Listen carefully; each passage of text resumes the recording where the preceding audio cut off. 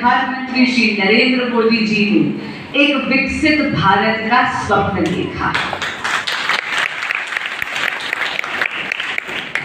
यदि स्वामी जी नहीं होते तो मैं जानती हूं कि इस कलयुग में कहीं ना कहीं वेद लुप्त हो जाते, लेकिन ब्रह्म ज्ञान को लोगों तक पहुंचाने का सुकार्य अगर किसी ने करा है तो स्वामी जी ने करा है। हमारे भारत में ऐसी कई कुरीतियां आई, कई ऐसे लोग आए जिन्होंने सनातन संस्कृति को अपभ्रंश कर ऐसी बातें बोली थी जो वेदों में कभी लिखी ही नहीं थी, लेकिन वेदों के सार को बहुत सरलता से, बहुत सहजता से लोगों तक पहुंचाने का अगर किसी ने काम करा और मानवता को भवसागर से करवाने का यदि काम लिया तो वो बेड़ा मेरे स्वामी जी ने उठाया। आज आपके समक्ष आई हूं तो देश के युवा को इतना जरूर कहूंगी कि बेटा नरेंद्र मोदी जी ने जो 2047 यानी 2047 तक जो विकसित भारत की वो बात करते हैं, ये सपना नहीं है, ये संकल्प है और इस संकल्प को सिद्धि तक लेके जाना है। आप इस संकल्प के कर्ता भी हैं और आप इस संकल्प के लाभार्थी भी हैं।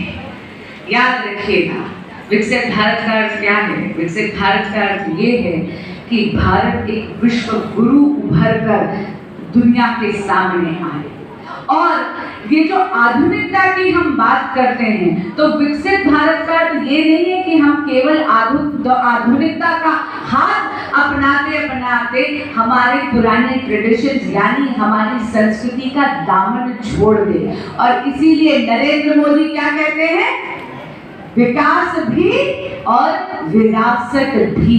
विकास और विरासत एक ही सिक्के के दो पहलू हैं। इसका एक बहुत छोटा सा उदाहरण देना चाहूंगी। हाल ही में हमारे देश ने सबसे पहला राष्ट्रीय अंतरिक्ष दिवस मनाया ना, सबको पता है? नेशनल स्पेस डे सबको पता है?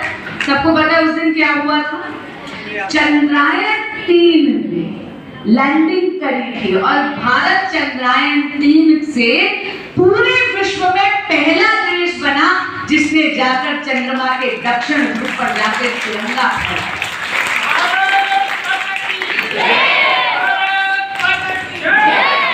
ये चंद्रयान का वहां पर लैंड करना, चंद्रयान-3 का जाना, लॉन्च होना, ये हमारे साइंटिस्ट, हमारे वैज्ञानिकों की बहुत बड़ी जीत है।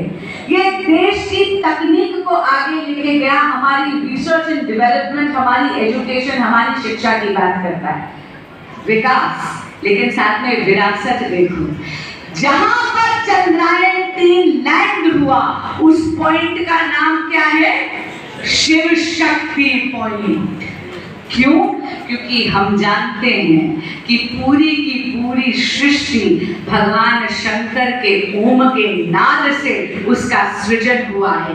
यानी अगर सृष्टि में कुछ नहीं था और सृष्टि में आगे भी अगर कुछ नहीं होगा तो भी एक निरंतरता रहेगी और वो है मेरे शंभू का ओमकार।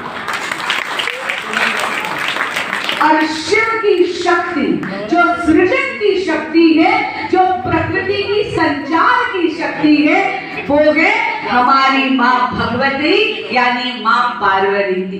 तो शिव के बिना शक्ति अधूरी, शक्ति के बिना शिव अधूरे। शिव और शक्ति एक दूसरे के पूरक, इसीलिए पुरुष और प्रकृति, शिव और शक्ति, है ना? अब ये क्या अर्थ हुआ? इसीलिए मैं कहती विरासत भी और विकास भी। इस उदाहरण को अपने साथ रखना। अंग्रेजी बोलो सीखो, बहुत अच्छी बात है, लेकिन संस्कृत भूलना मत, क्योंकि संस्कृत का एक एक स्वर मेरे शिव शंभू के डमरू के नाद से। नई आधुनिकता को बिल्कुल अपनाना है, इनसे भागना नहीं है, तकनीक को अपनाना है, आर्टिफिशियल इंटेलिजेंस को अपनाना है, लेकिन साथ ही साथ अपने वेदों का ज्ञान भी रखना है। जैसे हमें स्कूल में हवन करना सिखाते हैं वो भी जानना है। दोनों को आत्मसात कर प्रतिबद्ध होकर भारत को को एक विश्व गुरु बनाकर एक विकसित देश बनाना है। बनावे कि